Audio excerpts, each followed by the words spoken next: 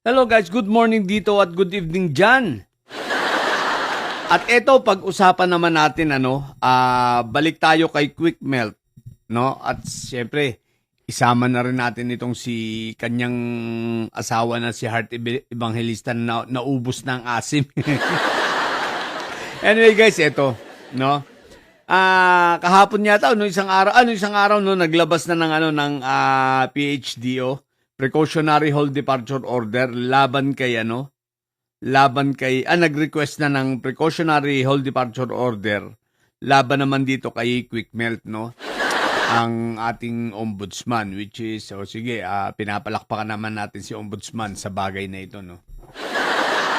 Pero guys, isa ang implikasyon nito at sana tama ako rito sapagkat ang pagre-request na ito ng Precautionary Hold Departure Order ay isang senyales na malapit ng formal na kasampahan ng kaso itong si Quick Melt sa Sandigan Bayan. Di ba? So, ibig sabihin nilang yan, kung formal na siyang sasampahan ng kaso, at least tumatakbo ang kaso. At dito kay Quick Melt, matibay-tibay ang ebidensya rito. No, hindi kagaya kay Kong Martin natin, kay Tito Martin, malabo pa sa sabaw ng pusit. Na which is, meron naman mga ibang teorya na lumalabas na pag-uusapan natin sa ibang content. Pero dito muna tayo kay Quick Melt. Ombudsman, baka pwedeng pakilaliman na rin ang investigasyon sapagkat sa mga takbo ng mga pangyayari, sa dami ng perang nakulimbat nitong si Quick Melt, mukhang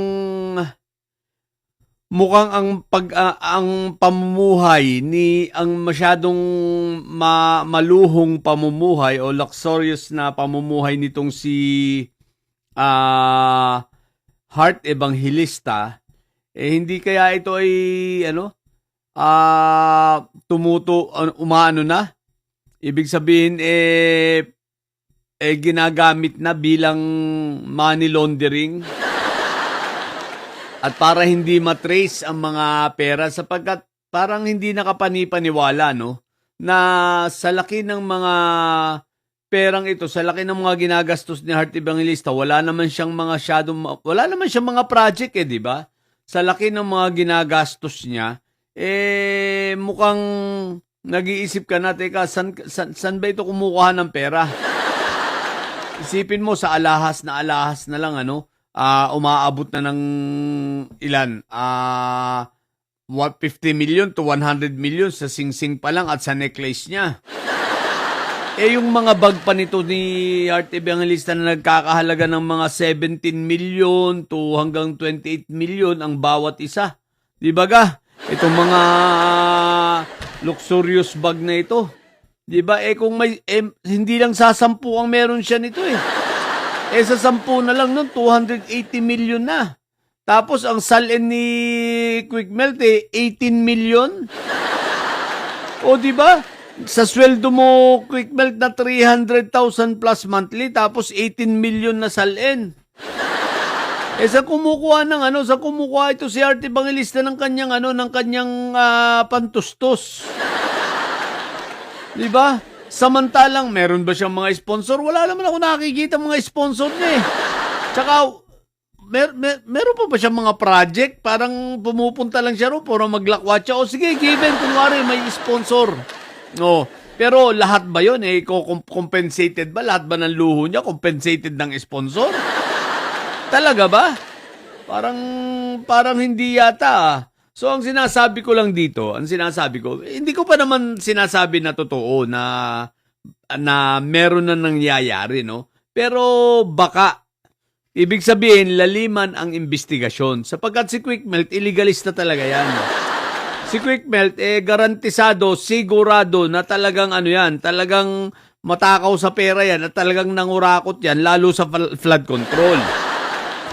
At talagang involved yan sa mga insertion. So baka hindi lang milyon ang kinita niyan, baka umabot din ng bilyon, hindi natin alam Kaya tingnan. Ewan ko kung kung may freeze order na, parang wala pang freeze order laban sa mga nito ni Quick Melt properties nito ni Quick Melt, wala pa ang Court of Appeals na ino-order. So sana meron din. Ang sinasabi ko lang, Ombudsman, pakisilip, no? At syempre, kung ito ay ginagamit itong money laundering, mahalagang malaman natin sapagkat ang ginagastos ng mga ito ay maliwanag pera ng bayan. Hindi ito pera nila, pera ng bayan na winawaldas nitong si Heart Evangelista kung sakaling ito ay totoo. At ito nga ay may kinalaman, aba, isipin mo mga perang winawaldas niya doon sa kanyang mga luho, pera pala ng taong bayan, di ba? So, importante na silipin, magandang silipin, baka nga naman totoo kasi kaduda-duda, isipin mo na, sa 10 bag pa lang, halagang 28 million ang bawat isa, 28 million pesos, di meron ka na 280 million agad yun. Bag pa lang yun, wala pa rin yung wala pa rin yung mga gastos niya sa travel, gastos niya sa hotel, gastos niya sa mga pangkain-kain doon, what the heck. So, ano talaga ito masyadong maluho, no? So, dapat itong silipin, okay? Pati yung mga alahas nito ng mga niregalo ni Quick Melt, what the heck talaga.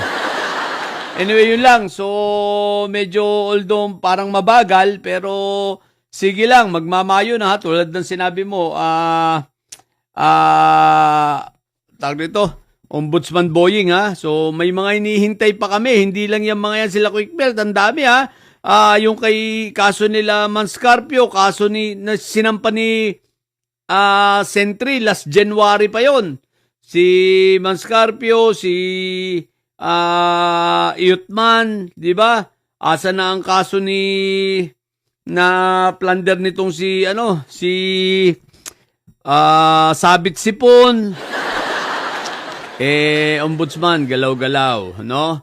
At para mawala rin ang espekulasyon namin at mawala yung isipan namin na totoo ba, nawa hindi totoo na ang aming nabalitaan, nabanggit ng ating puting kabayo na kayo ni Sabit Sipon ay nagkita sa Okada.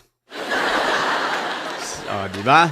So, sana nagkita lang kayo ron at walang pinag-usapan na about dito sa mga plunder cases na ito So, anyway, patunayan mo na lang po, Ombudsman, no?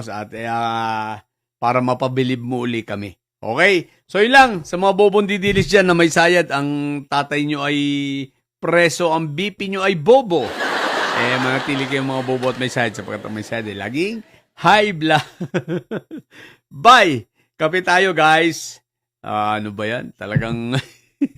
So, abang-abang tayo sa mga susunod na mangyayari. Bye.